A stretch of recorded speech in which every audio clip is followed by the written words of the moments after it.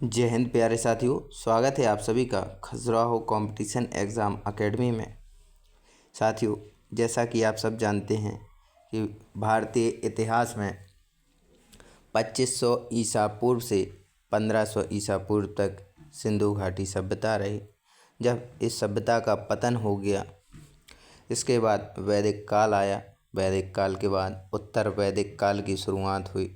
उत्तर वैदिक काल के बाद बहुत से राजवंशों ने जन्म लिया, जिसके बाद महाजनपद वाले काल की शुरुआत हुई।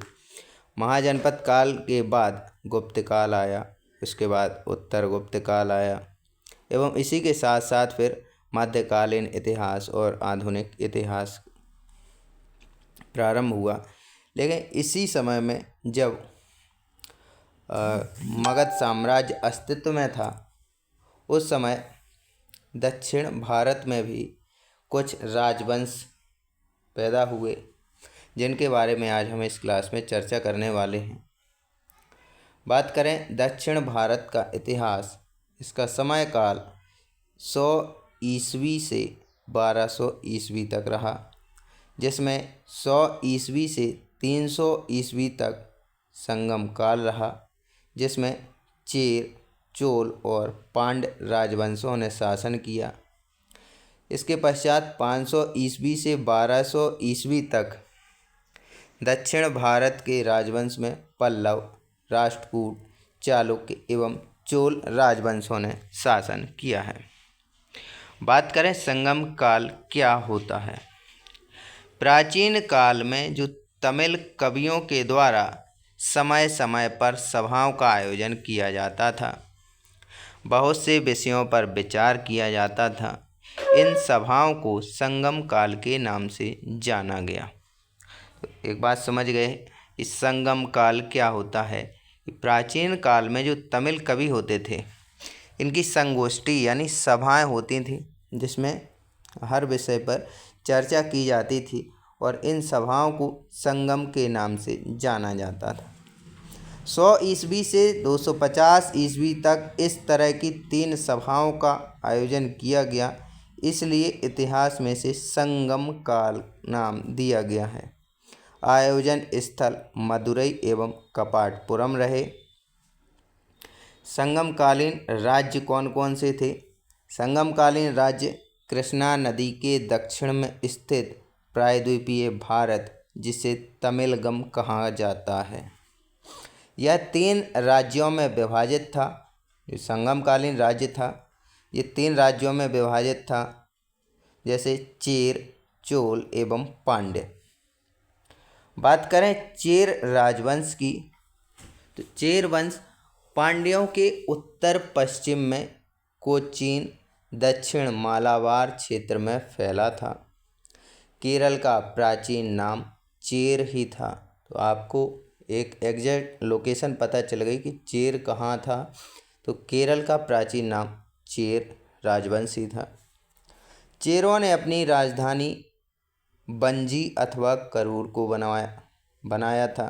इसका प्रतीक चिन्ह धनुष था। तो इनकी जो झंडे थे, उसमें कौन सा निशान था, धनुष का निशान होता था।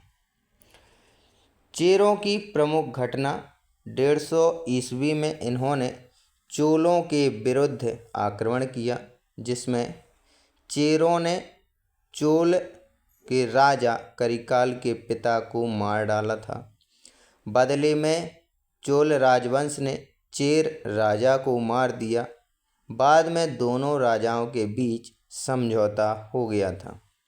भाई, चेर राजवंश ने चोलों के राजा करिकाल के पिता को मारा और फिर चोलों ने चेर के राजा को मार दिया और बाद में दोनों राज्यों के मध्य समझौता हो गया।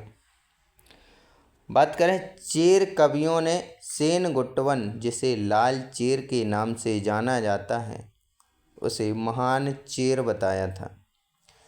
चेर वंश का एक और महान राजा हुआ, जिसका नाम था आदि गोमान। आदि गोमान ने ही गन्ने की खेती प्रारंभ करी।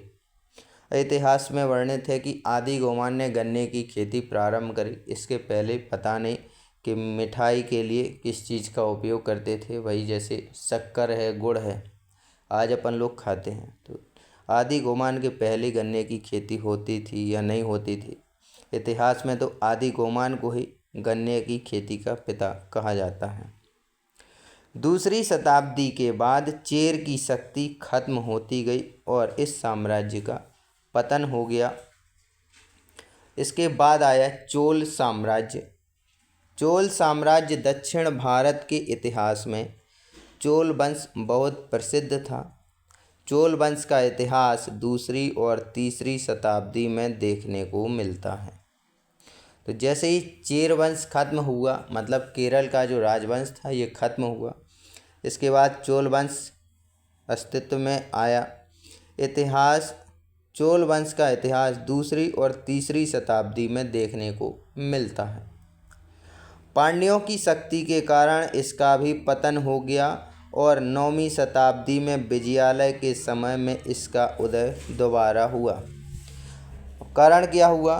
चोलों के द्वारा चेर राजवंश खत्म हो गया और फिर पांड्यों की शक्ति के कारण ये चोल साम्राज्य भी खत्म हो गया और 9वीं शताब्दी में ये पुनः अस्तित्व में आया। किसके शासनकाल में?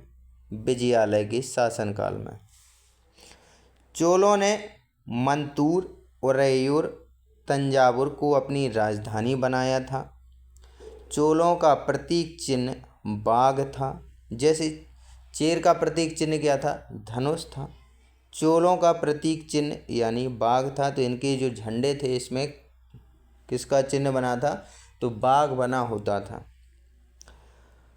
चोल राज्य को ही कोरोमंडल के नाम से जाना जाता है। जैसे चेर राज्य को केरल के नाम से जाना जाता है और चोल राज्य को कोरोमंडल तट के नाम से जाना जाता था। बात करें तीसरी चौथी शताब्दी के समय में चोल राजवंश में 2 राजाओं का प्रभाव देखने को मिलता है, जिसमें करिकाल एवं एलारा प्रमुख हैं। तो चोल राजवंश में 2 राजा थे जो इनका प्रभाव ज़्यादा देखने को मिलता है। एक था करिकाल और दूसरा था एलारा। करिकाल चोलों का महानतम यानी पहला शासक था। ये श्रीलंका से 12,000 गुलामों को बंदी बनाकर भारत लाया और कावेरी नदी के किनारे 160 किलोमीटर लंबे बांध का निर्माण करवाया था इसने। जो चोलों का महान शासक करिकाल था, इसने क्या किया?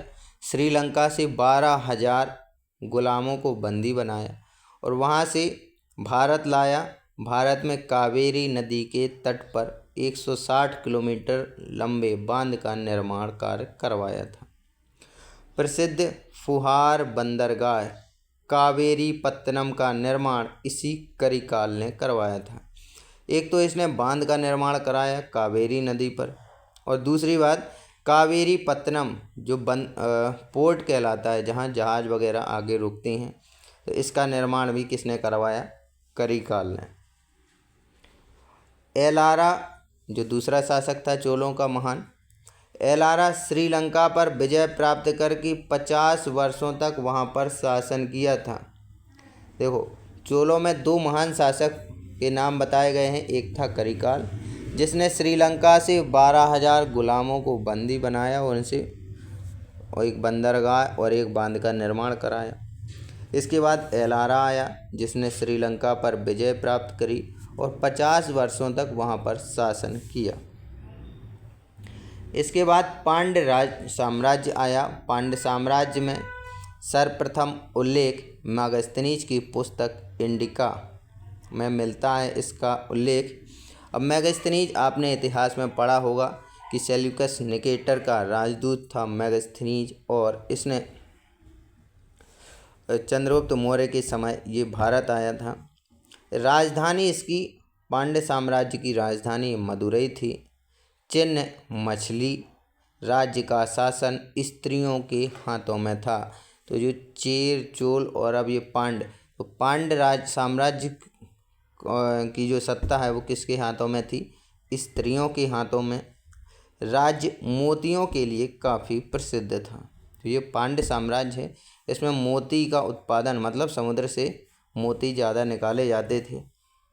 इस वंश का प्रसिद्ध शासक नेडियोन था। इसी ने समुद्र पूजा की शुरुआत की। आगे चलकर 5वीं शताब्दी के बाद पांड्यों की शक्ति क्षीण होती गई, मतलब कम होती गई।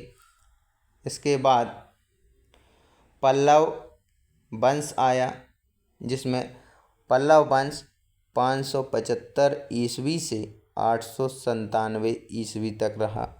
इनकी राजधानी कांची हुई। पल्लव वंश की स्थापना उस समय हुई जब सातवाहन वंश का पतन हो रहा था। पल्लव वंश कृष्णा नदी के दक्षिण में स्थित था। इस वंश ने अपनी राजधानी कांची को बनाया। पल्लव की राजभाषा संस्कृत हुआ करती थी। जो पल्लव वंश था, इसकी राजभाषा क्या थी? संस्कृत हुआ करती थी। संस्थापक बप्पा देव थे। वास्तविक संस्थापक जो पल्लव वंश के थे, ये सिंह विष्णु को कहा जाता है। बात करें पल्लव वंश के वास्तविक संस्थापक सिंह विष्णु की, तो इसके समय काल 576 ईस्वी से 600 ईस्वी तक रहा। सिंह विष्णु वैष्णव धर्म का अनुयायी था। सिंह विष्णु के दरबार में भारवी नाम का लेखक रहा करता था, जिसने किरातार्जुनीयम की रचना की है। तो एक और पुस्तक आपके लिए आई, किरातार्जुनीयम, जिसकी रचना किसने करी? भारवी नाम के लेखक ने। सिंह विष्णु के शासनकाल में ही मामल्लपुर में वराह मंदिर का निर्माण हुआ। तो वराह मंदिर का निर्माण मामल्लपुरम में हुआ और किसने करवाया? सिंह विष्णु के शासनकाल में। सिंह विष्णु एक महान प्रतापी शासक था, जिसने चेर, चोल एवं पांड्य वंश के राजाओं को पराजित किया था। महेंद्र वर्मन प्रथम पल्लव शासक। तो ये पल्लव शासक, अगला शासक कौन था? महेंद्र वर्मन। इसका शासनकाल 600 से 630 ईस्वी तक रहा। यह एक महान कवि एवं संगीतज्ञ था। शुरुआत में जैन धर्म का अनुयायी था और बाद में शैव धर्म का अनुयायी बना। महेंद्र वर्मन के शासनकाल में चालुक्य नरेश पुलकेशिन द्वितीय ने आक्रमण किया। तो महेंद्र वर्मन के शासनकाल में किसने आक्रमण किया?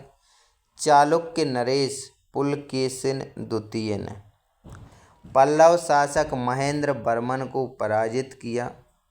यहीं से पल्लवों एवं चालुक्यों के बीच युद्ध की शुरुआत हो गई। हुआ क्या था कि महेंद्र वर्मन के शासनकाल में जो चालुक्य नरेश था पुलकेशिन द्वितीय, इसने आक्रमण कर दिया और पल्लव शासक महेंद्र वर्मन को पराजित कर दिया। यहीं से पल्लवों और चालुक्यों के बीच युद्ध छिड़ गया। महेंद्र वर्मन ने मत विलास प्रहसन की रचना की, जो पल्लव काल की प्रमुख रचना है। बात करें नरसिंह वर्मन प्रथम की, जिसका समय काल 630 ईस्वी से 668 ईस्वी तक रहा। पूरे पल्लव वंश का सबसे शक्तिशाली शासक नरसिंह वर्मन प्रथम था। तो पल्लव वंश में सबसे महान शासक कौन हुआ? शक्तिशाली शासक नरसिंह वर्मन प्रथम। इसने चालुक्य शासक पुलकेशिन द्वितीय को हराकर वातापी कोंड की उपाधि धारण की। देखिए, अभी इसके पहले महेंद्र वर्मन को पुलकेशिन द्वितीय हरा देता है, जिसका बदला नरसिंह वर्मन प्रथम लेता है और नरसिंह वर्मन प्रथम पुलकेशिन द्वितीय को हराकर वातापी कोंड की उपाधि धारण कर लेता है। नरसिंह वर्मन प्रथम के शासनकाल में ही चीनी यात्री ह्यूनसांग ने कांची में प्रवेश किया। साथ ही महाबलीपुरम में रथ मंदिर, एकाश मंदिर का निर्माण नरसिंह वर्मन प्रथम ने कराया था। नरसिंह वर्मन प्रथम के समय कौन सा चीनी यात्री आया? तो ह्यूनसांग आया था। और नरसिंह वर्मन प्रथम ने ही महाबलीपुरम में रथ मंदिर, एकाश में मंदिर का निर्माण कराया था। रथ मंदिरों की संख्या 7 थी। जिसमें सप्त पैगोड़ा के नाम से भी जाना गया। रथ मंदिरों में सबसे छोटा रथ द्रौपदी का रथ था। इसमें किसी भी प्रकार की अलंकरण का प्रयोग नहीं किया गया है। तो ये प्रश्न पूछा गया था कि सप्त पैगोड़ा में सबसे छोटा रथ मंदिर किसका है, तो द्रौपदी रथ था। इसमें किसी भी प्रकार का अलंकरण नहीं मिला है। बात करें नरसिंह वर्मन द्वितीय की, 700 से 728 ईस्वी तक ये रहा। इसके शासन को शांति का शासनकाल माना जाता है और इसके शासनकाल में स्थापत्य कला का भरपूर विकास देखने को मिलता है। जैसे गुप्त काल में स्थापत्य कला, विज्ञान और शासन व्यवस्था से संबंधित महत्वपूर्ण विकास देखने को मिला, वैसे ही नरसिंह वर्मन द्वितीय के समय में ही स्थापत्य कला का भरपूर विकास देखने को मिलता है। इसमें मुक्तेश्वर मंदिर, बैकुंठ पेरुमाला मंदिर, कांची में कैलाशनाथ मंदिर जिसे राज सिद्धेश्वर मंदिर कहते हैं, इन मंदिरों का निर्माण नरसिंह वर्मन द्वितीय ने करवाया था। बात करें इन्हीं मंदिरों के निर्माण से द्राविड़ स्थापत्य कला की शुरुआत हुई। एक दिन क्लास में समझाया था कि नागर शैली क्या होती है, द्राविड़ शैली क्या होती है और पंचायतन शैली क्या होती है। तो नरसिंह वर्मन द्वितीय ने द्राविड़ स्थापत्य कला की शुरुआत की, यानी द्राविड़ शैली की शुरुआत करी थी। नरसिंह वर्मन द्वितीय के दरबार में संस्कृत के प्रसिद्ध लेखक दांडी रहा करते थे। इन्होंने देश कुमार चरितम की रचना करी। दूसरी पुस्तक कौन सी हो गई? नरसिंह वर्मन द्वितीय के दरबार में संस्कृत के एक प्रसिद्ध लेखक दांडी रहा करते थे। इन्होंने ही देश कुमार चरितम की रचना करी। इन्हीं के समय में अरबों ने आक्रमण किया था। बात करें पल्लव वंश की, इसके पश्चात नंदी वर्मन द्वितीय, नंदी वर्मन तृतीय राजा हुए। इस वंश का अंतिम प्रमुख शासक अपराजित वर्मन रहा, जिसने 879 ईस्वी से 897 ईस्वी तक शासन किया। बाद में पल्लव साम्राज्य को चोल शासकों ने विजित कर अपने राज्य में मिला लिया। जो चोल साम्राज्य दूसरी तीसरी शताब्दी में खत्म हो गया था, ये पुनः 8वीं शताब्दी के अंत में पुनः उभर कर आया और 897 ईस्वी में चोल शासकों ने पल्लव साम्राज्य को जीत लिया और अपने साम्राज्य में मिला लिया। बात करें चालुक्य वंश की, तो चालुक्य एक वातापी के चालुक्य और बादामी के चालुक्य। जिन चालुक्यों ने वातापी को अपनी राजधानी बनाया वह वातापी के चालुक्य कहलाए। इस वंश का संस्थापक पुलकेशिन प्रथम था। समयकाल 535 ईस्वी से 567 ईस्वी रहा। पुलकेशिन प्रथम इसी ने वातापी को राजधानी बनाया। इसके पश्चात कीर्ति वर्मन का पुत्र पुलकेशिन द्वितीय अगला शासक बना। पुलकेशिन द्वितीय इस वंश का सबसे महान प्रतापी शासक हुआ। इसने पश्चिमी गंग वंश, कदम वंश, पुष्यभूति वंश के शासक हर्षवर्धन को पराजित किया। तो पुलकेशिन द्वितीय ने गंग वंश को पराजित किया, कदम वंश को पराजित किया और जो पुष्यभूति वंश का शासक हर्षवर्धन था इसे भी पराजित किया और परमेश्वर की उपाधि धारण की गई थी। पुलकेशिन द्वितीय के बारे में जानकारी रवि कीर्ति द्वारा लिखित ऐहोल अभिलेख से मिलती है। तो पुलकेशिन द्वितीय के बारे में जानकारी कहाँ से मिलती है? ऐहोल अभिलेख से। और इस अभिलेख की जो भाषा थी ये संस्कृत थी। पुलकेशिन द्वितीय ने हर्ष को पराजित किया, यानी हर्षवर्धन को, जिसका उल्लेख इस अभिलेख में मिलता है।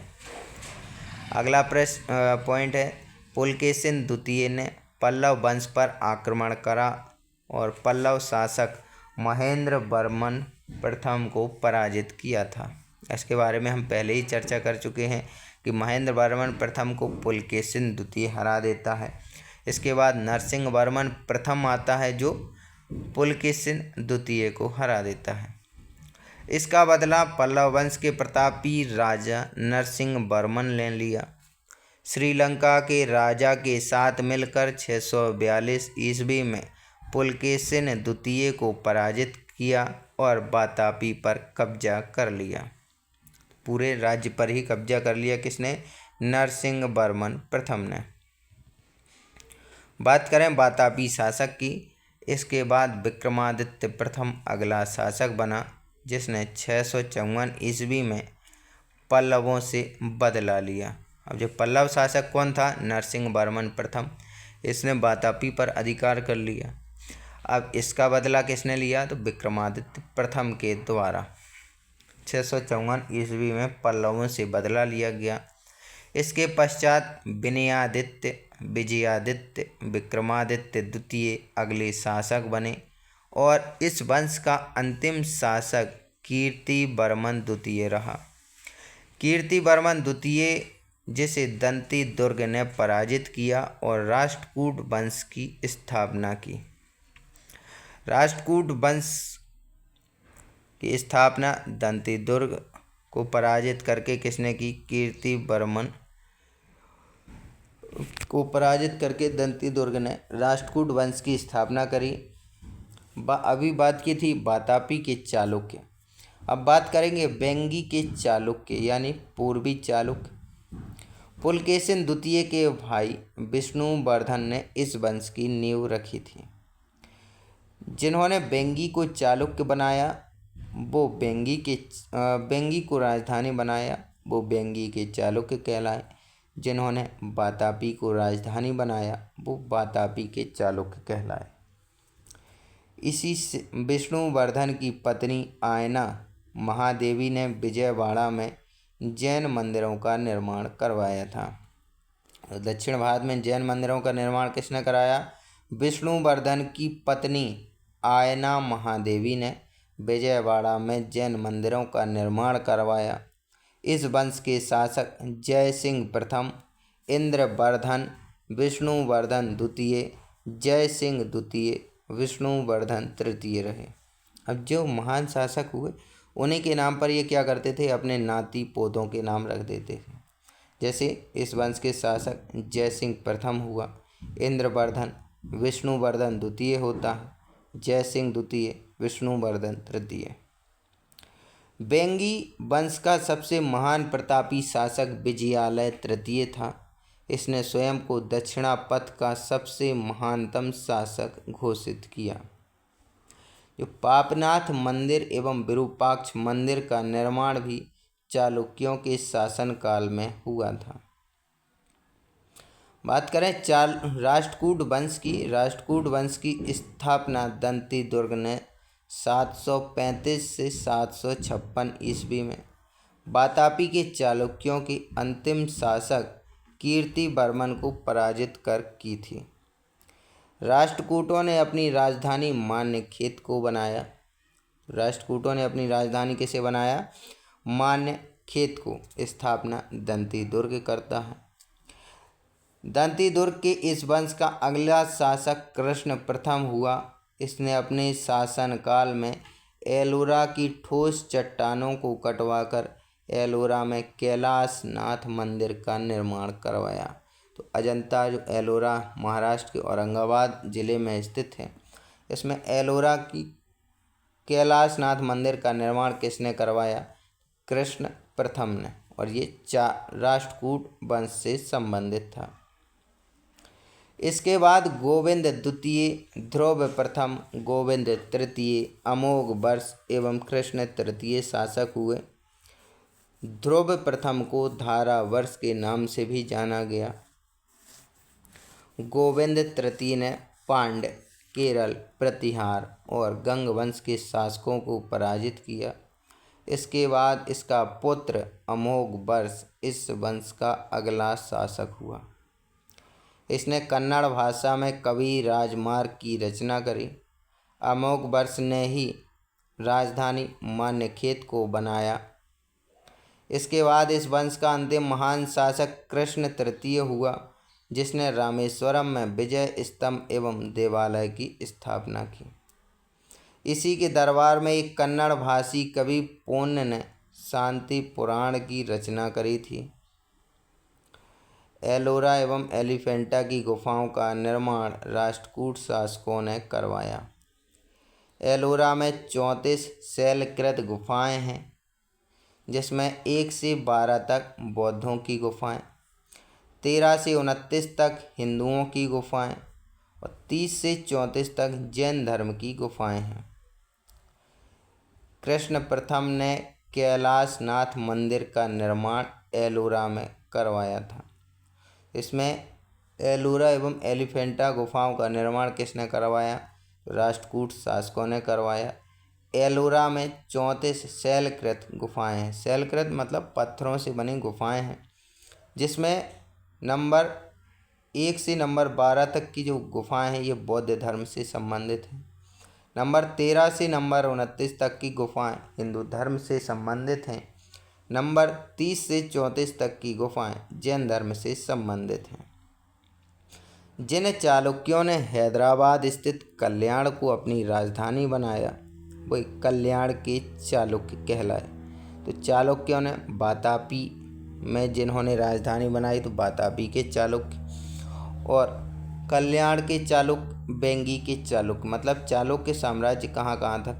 वातापी, बेंगी और कल्याण।